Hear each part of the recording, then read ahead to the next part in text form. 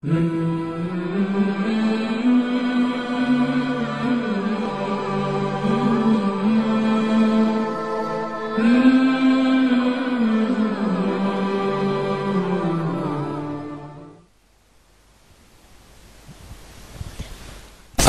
আলাইকুম ওয়া রাহমাতুল্লাহি ওয়া বারাকাতুহু নাহমাদুহু ওয়া নুসাল্লি আলা রাসূলিহিল কারীম আম্মা বা'দ। প্রিয় দর্শক বন্ধুরা, বিশ্বের প্রত্যন্ত অঞ্চল থেকে যারা এই মুহূর্তে দিন টিভির পর্দায় আমাদের সাথে রয়েছেন, আপনাদের সকলকে আমন্ত্রণ জানাচ্ছি। আমি শাহ মোহাম্মদ মিসবাহ। আজকে গত পর্বের মতো আপনাদের সাথে আমরা তিনজন প্রতিযোগী বন্ধুকে তাদের তেলাওয়াত নিয়ে উপস্থিত করব। রয়েছেন আমাদের সাথে দুজন বিজ্ঞ বিচারক মণ্ডলী, রয়েছেন দুজন সম্মানিত অতিথি। প্রথমেই আমরা তাদের সাথে পরিচয় করিয়ে দিচ্ছি। বিজ্ঞ বিচারকের দায়িত্ব পালন করবেন হাফিজ মাওলানা নূর উদ্দিন। আসসালামু আলাইকুম ওয়া রাহমাতুল্লাহি ওয়া বারাকাতুহু। বিজ্ঞ বিচারকের দায়িত্ব পালন করবেন হাফিজ আব্দুল হাই, শিক্ষক বরুণা মাদ্রাসা। আসসালামু আলাইকুম ওয়া রাহমাতুল্লাহি ওয়া বারাকাতুহু। দুইজন সম্মানিত অতিথি আজকে আমাদের এই অডিশনে উপস্থিত রয়েছেন, আর তারা হচ্ছেন বরুণা মাদ্রাসার সুনামধন্য মুহাদ্দিস ও সহকারী নাজিমে তালিমাত হযরত মাওলানা আব্দুর রহমান শরীফপুরী। আসসালামু আলাইকুম ওয়া রাহমাতুল্লাহ। আমাদের মধ্যে আরও অতিথির আসন গ্রহণ করেছেন ঐতিহ্যবাহী মুন্সিবাজার দারুল হাদিস টাইটেল মাদ্রাসার সুনামধন্য প্রিন্সিপাল হযরত মাওলানা আব্দুল মতিন হাফিজাহুল্লাহ। আসসালামু আলাইকুম ওয়া রাহমাতুল্লাহি ওয়া বারাকাতুহু। প্রিয় দর্শক বন্ধুরা, একে একে আমরা সম্মানিত বিজ্ঞ বিচারক মণ্ডলী এবং সম্মানিত অতিথিদের সাথে আপনাদেরকে পরিচয় করিয়ে দিলাম। এবারেই আমাদের প্রতিযোগিতার পালা। মঞ্চে প্রথমে ডেকে নিচ্ছি রাজনগরের বন্ধু আবির হুসাইন। আসছে রাজনগরের প্রতিযোগী বন্ধু আবির হুসাইন।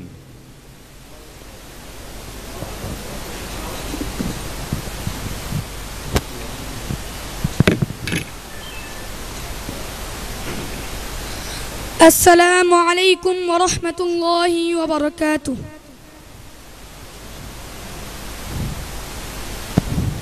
ওয়া আলাইকুম আসসালাম ওয়া রাহমাতুল্লাহি ওয়া বারাকাতুহু।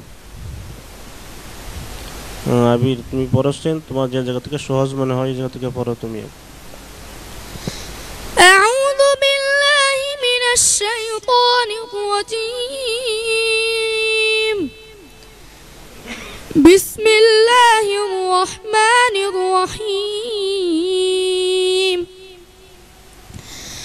ওয়া আনজাইনা মূসা ওয়া মান মা'হু আজমাইন। সুম্মা আগরাকনাল আখিরিন। ইন্না ফী যালিকা লাআয়াহ ওয়া মা কানা আকসারুহুম মুমিনিন ওয়া ইন্না রাব্বাকা লাহুয়াল আজিজুর রহিম। ওয়াতলু আলাইহিম নাবা'a ইব্রাহিম إذ قال لأبيه وقومه ما تعبدون قالوا نعبد أصناما فنظل لها عاكفين قال هل يسمعونكم إذ تدعون أو ينفعونكم أو يضرون. بس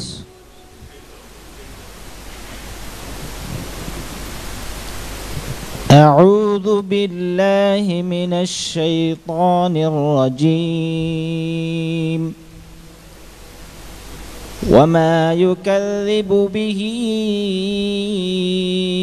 إلا كل معتد أثيم.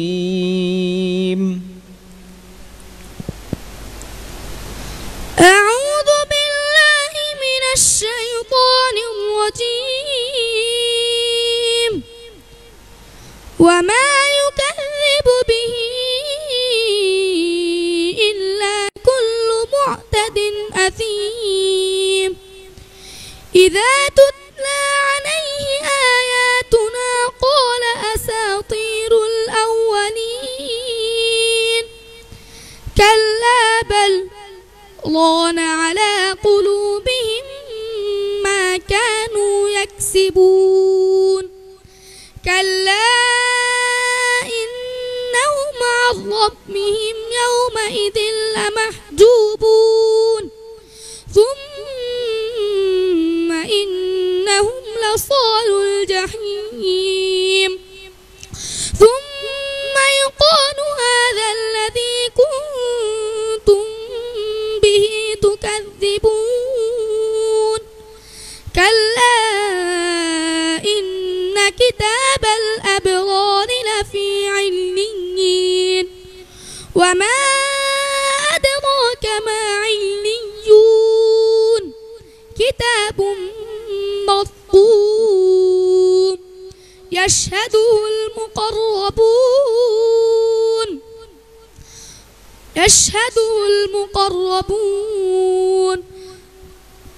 تعرف في وجوههم نضرة يشهده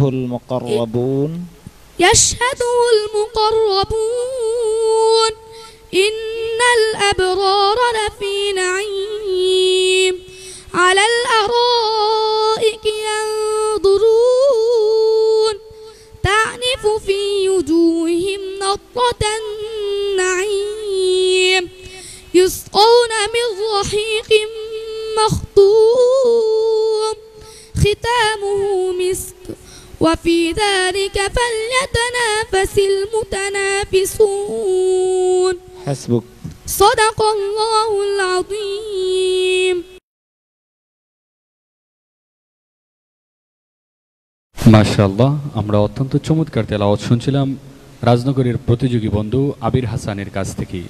প্রিয় দর্শক বন্ধুরা, আবির হুসাইনের তেলাওয়াত কেমন হয়েছে আমরা এই ব্যাপারে মূল্যায়ন শুনব আজকের বিজ্ঞ বিচারক হযরত মাওলানা হাফিজ নুরউদ্দিন হাফিজাহুল্লাহর কাছ থেকে।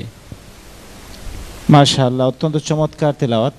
আবির হুসাইন যে সময় তেলাওয়াত করছিল বোঝা গেছে যেমন বিশ্বজয়ী হাফেজ নাজমুল সাকিব আমাদের মাঝে এসে পৌঁছেছে।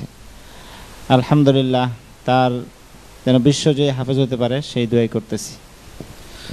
আবির হুসাইনের তেলাওয়াত নিয়ে আমরা মূল্যায়ন শুনব হযরত মাওলানা আব্দুর রহমান শরীফপুরি মুহাদ্দিস ও সহকারী নাজিমে তালিমাত বুরুনা মাদ্রাসা। মাশাআল্লাহ, আবিদ হাসানের তিলাওয়াত অনেক সুন্দর হয়েছে। তার চমৎকার তিলাওয়াত শুনে আমরা বেশ মুগ্ধ হয়েছি। তবে চেষ্টা অব্যাহত রাখলে আগামীতে আরও উন্নতি লাভ করতে পারবে। দোয়া করি আল্লাহ তাআলা তার তিলাওয়াতে ও হায়াতে বারাকা দান করুন, আমিন। জাযাকাল্লাহ মুহতারাম। আবির হোসেন, তোমার জন্য অনেক অনেক শুভকামনা। আমরা শুনছিলাম রাজনগরের প্রতিযোগী বন্ধু আবির হুসাইনের কাছ থেকে তার চমৎকার তেলাওয়াত। এবারে মঞ্চে ডেকে নিচ্ছি কমলগঞ্জের প্রতিযোগী বন্ধু সাইদুল ইসলামকে। আসছে কমলগঞ্জের প্রতিযোগী বন্ধু সাইদুল ইসলাম।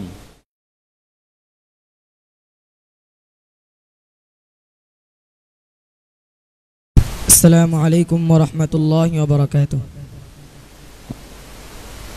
ওয়া আলাইকুম আসসালাম ওয়া রাহমাতুল্লাহি ওয়া বারাকাতুহু। সাইদুল ইসলাম, তুমি পড়ো তো, তোমার যে জায়গা থেকে সহজ মনে হয় একটু তেলাওয়াত করে শোনাও। আউযু বিল্লাহি মিনাশ শাইতানির রাজীম। বিসমিল্লাহির রহমানির রহিম। সুবহানাল্লাযী আসরা বি'আবদিহি লাইলাম মিনাল মাসজিদিল হারাম من المسجد الحرام إلى المسجد الأقصى الذي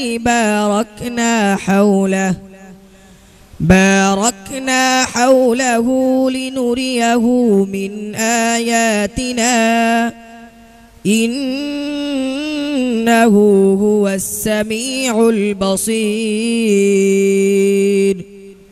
وآتينا موسى الكتاب وجعلناه هدى لبني إسرائيل وجعلنا جعلناه هدى لبني إسرائيل ألا تتخذوا من دوني وكيلا ذرية من حملنا مع نوح إنه كان عبدا شكورا حسبك.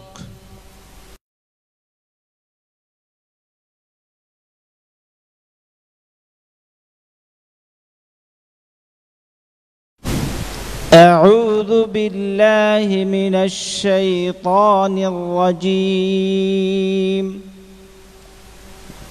وقاتلوا في سبيل الله واعلموا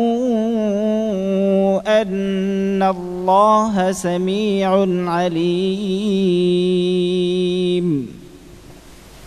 أعوذ بالله من الشيطان الرجيم.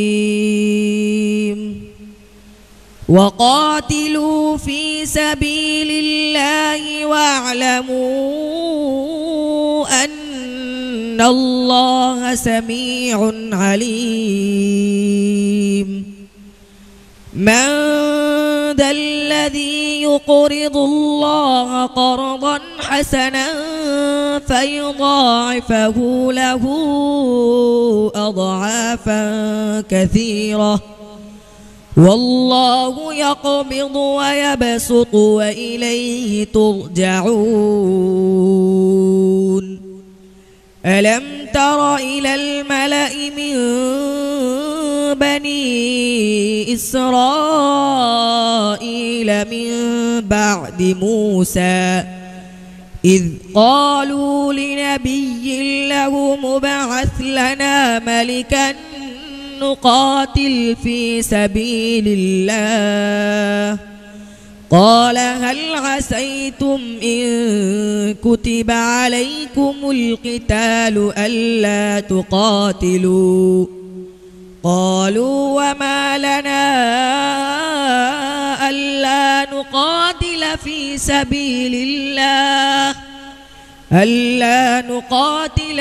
سبيل الله وقد أخرجنا من ديارنا وأبنائنا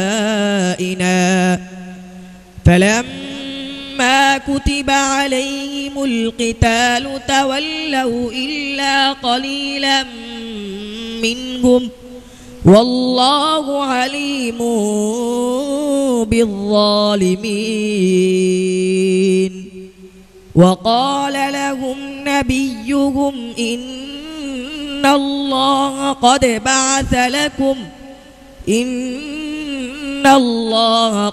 بعث لكم طالوت ملكا قالوا ألا نقاتل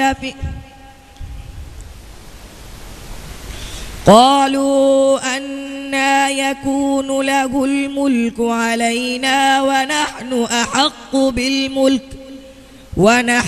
أحق بالملك منه ولم يؤت سعة من المال قال إن الله اصطفاه عليكم وزاده بسطة في العلم والجسم والله يؤتي ملكه من يشاء والله واسع عليم. حسبك. صدق الله العظيم.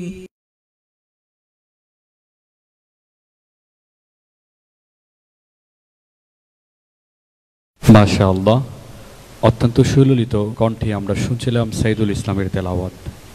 সাইদুল ইসলামের তেলাওয়াত কেমন হয়েছে আমরা এই ব্যাপারে মূল্যায়ন শুনব বরুণা মাদ্রাসার শিক্ষক হযরত মাওলানা হাফিজ আব্দুল হাই হাফিজাহুল্লাহর কাছ থেকে। সাইদুল ইসলাম, মাশাআল্লাহ, অনেক সুন্দর হয়েছে। তোমার জন্য অনেক অনেক শুভকামনা রইল, যাতে সামনে দ্বারা ভালো কিছু করতে পারো। দোয়া রইল। আমরা সাইদুল ইসলামের তেলাওয়াত নিয়ে এবারে মূল্যায়ন করবেন আজকের সম্মানিত অতিথি মুন্সিবাজার দারুল হাদিস মাদ্রাসার স্বনামধন্য প্রিন্সিপাল হযরত মাওলানা আব্দুল মতিন হাফিজাহুল্লাহ। আলহামদুলিল্লাহ, হাফিজ সাইদুল ইসলামের তেলাওয়াত সুন্দর। আমার মনে চায় যে মুসলমানের সমস্ত বাচ্চা হল তিলাওয়াতে কোরআন কর্তা হাফিজ চাবইতা আমার কলজা বড় খুশ হয়ে যায়। আল্লাহ তাআলার কালাম মহান। আমি আমার বাচ্চা ইন্তর হাফিজ বানাইছি, আমি পড়া শুনতে বড় ভালো লাগে। আল্লাহ তাআলা হাফিজ সাইদুল ইসলামের জাযায় খৈর দৌকা, হাফিজের সঙ্গে তান্ডে আল্লাহ তাআলা মুফাসসিরুল কোরআন বানাউকা। আর আল্লাহ তাআলার যে কোরআনের মহান এক কিতাব, আল্লাহ যে মহান এখান দে তাই বিকাশিত করুকা। আল্লাহ তাআলা তান মা বাপর দে মায়া করুকা, তান দে মায়া করুকা। আমিন। সাইদুল ইসলাম, তোমার জন্য অনেক অনেক শুভকামনা। প্রিয় দর্শক বন্ধুরা, মঞ্চে এবারে ডেকে নিচ্ছি রাজনগরীর ছোট্ট বন্ধু মাহবুবুর রহমান। আসছি মাহবুবুর রহমান।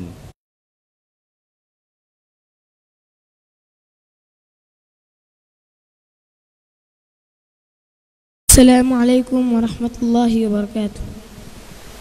ওয়ালাইকুম আসসালাম রহমতুল্লাহি ওয়া বারাকাতুহু। মাহবুবুর রহমান, তুমি ভালো আছো? আলহামদুলিল্লাহ। মাশাআল্লাহ। তোমাকে একটি প্রশ্ন করব। প্রথম প্রশ্ন, তোমার দুইটি প্রশ্ন। প্রথম প্রশ্ন হলো কোরআনে কারীমের যে জায়গা থেকে তোমার ভালো ইয়াদ আছে সেই জায়গা থেকে তুমি একটু তেলাওয়াত করে শোনাও। أعوذ بالله من الشيطان الرجيم.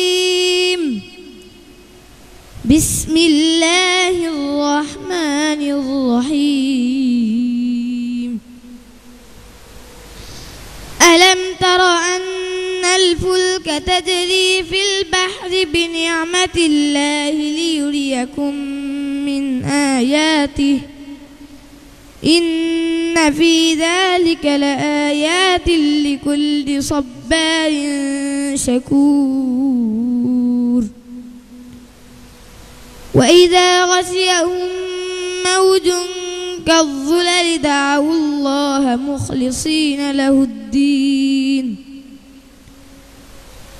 فلما نجاكم إلى البر فمنهم مقتصد وما يجحد بآياتنا إلا كل ختار كفور. يا أيها الناس اتقوا ربكم واخشوا يوما لا يجزي والد عن ولده ولا مولود هو جاز عن والده شيئا إن وعد الله حق فلا تغرنكم الحياة الدنيا ولا يغرنكم بالله الغرور. حسبك.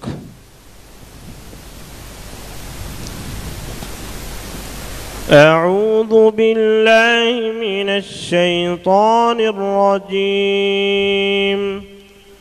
وهو الذي أنشأ جنات معروشات. أعوذ بالله من الشيطان الرجيم. وهو الذي أنشأ جنات معروشات وغير معروشات والنخل والزرع مختلفا أكله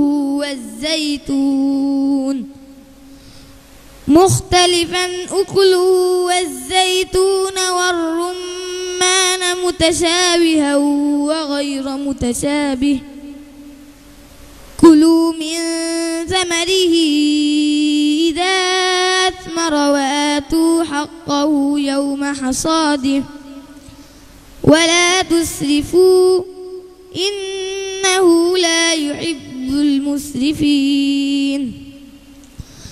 ومن الأنعام حمولة وفرشا كلوا مما رزقكم الله ولا تتبعوا خطوات الشيطان إنه لكم عدو مبين 8 أزواج من الضأن 2 ومن المعز 2 قل الذكرين حرم أم الأنثيين أما اشتملت عليه أرحام الأنثيين نبئوني بعلم إن كنتم صادقين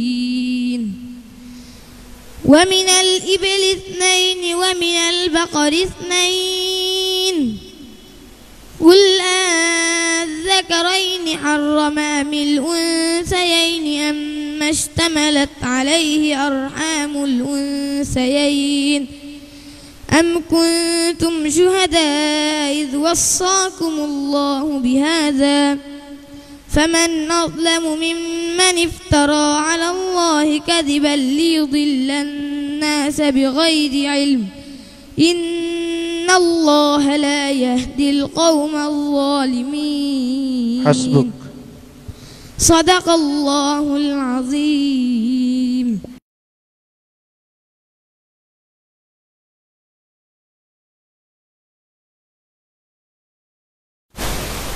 মাশাআল্লাহ, আমরা অত্যন্ত চমৎকার তেলাওয়াত শুনছিলাম। আজকের এই অডিশনের সর্বশেষ প্রতিযোগী খুদে বন্ধু মাহবুবুর রহমানের কাছ থেকে তার তেলাওয়াত কেমন হয়েছে আমরা এ ব্যাপারে মূল্যায়ন করবেন আজকের সম্মানিত বিজ্ঞ বিচারক হাফিজ মাওলানা নুরউদ্দিন। মাশাআল্লাহ, চমৎকার তেলাওয়াত। তবে তাজবিদের দিকে আর একটু লক্ষ্য রাখলে ভালো হয়। আর অন্যান্য মাশাআল্লাহ সুন্দরই। আল্লাহ তাআলা তার উত্তর কামিয়াবি নসিব করুন, আমিন।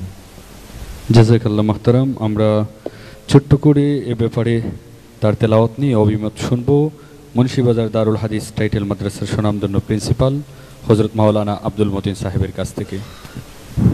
আলহামদুলিল্লাহ, এই ছোট বাচ্চা যে সুন্দর তেলাওয়াত করছেন, আল্লাহ তাআলা যে তানি কলবের মধ্যে যে তান মহাগ্রন্থ আল কোরআনের জায়গা দিয়েছেন, অনু আমরা সন্তুষ্ট। আল্লাহ তাআলা এই বাচ্চারে উচ্চ মকাম হইসৌকা আর তান মার বাপে দেন মহাগ্রন্থ আল কোরআনের আশিক, তান মার বাপে দুনিয়াগত শান্তি করুকা, আমিন।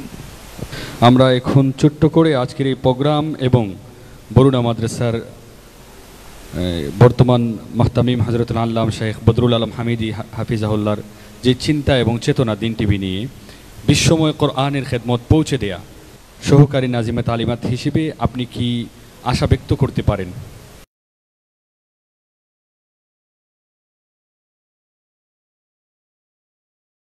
আলহামদুলিল্লাহ, এই প্রোগ্রাম দেখে আমি বেশ খুশি ও আনন্দিত। এরকম প্রোগ্রাম বারবার হলে মানুষ উপকৃত হবে এবং কোরআনের প্রতি আরও বেশি মানুষ আকৃষ্ট হবে। কোরআন শিক্ষা এবং শেখানোর প্রতি মানুষ উদ্গ্রীব হবে, আরও অগ্রসর হবে।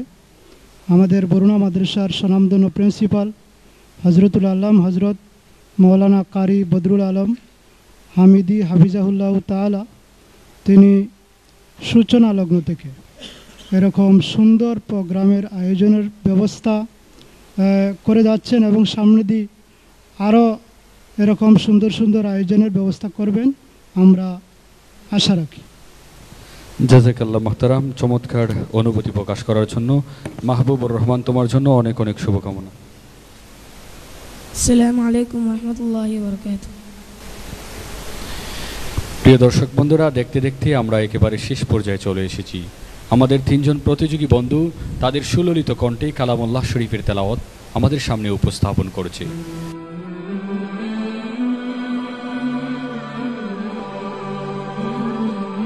বিজ্ঞ বিচারক মণ্ডলী আমাদের হাতে তাদের সুনিপুণ বিচার কার্যের শীট তুলে দিয়েছেন। সেখান থেকে আমরা আজকে এ পর্ব থেকে 2 জন প্রতিযোগী বন্ধুকে পরবর্তী পর্বে নিয়ে যাব এবং 1 জন প্রতিযোগী বন্ধুকে আজকের এই পর্ব থেকে আমাদের বিদায় দিতে হবে। বিজ্ঞ বিচারক মণ্ডলীর ফলাফল শীট প্রকাশ করার পূর্বেই আমরা 3 প্রতিযোগী বন্ধুকে মঞ্চে ডেকে নিচ্ছি। মঞ্চে আসবে আবির হোসাইন, সাইদুল ইসলাম ও মাহবুবুর রহমান।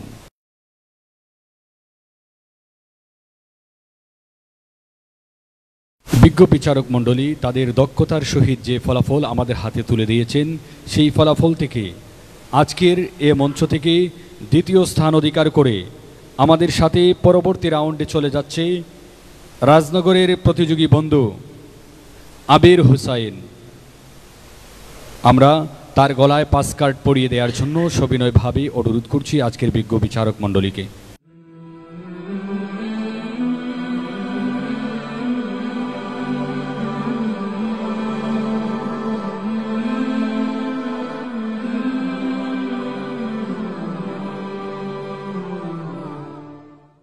এবং আজকের এই পর্ব থেকে যে প্রতিযোগী বন্ধুটি সর্বোচ্চ নাম্বার পেয়েছে, আমাদের এখনও দুজন প্রতিযোগী রয়েছেন।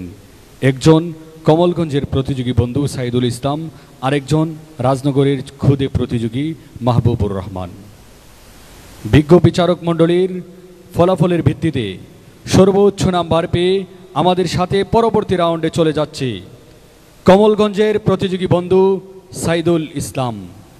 তার গলায় পাস কার্ড পরিয়ে দেওয়ার জন্য সম্মানিত অতিথিবৃন্দকে অনুরোধ করছি।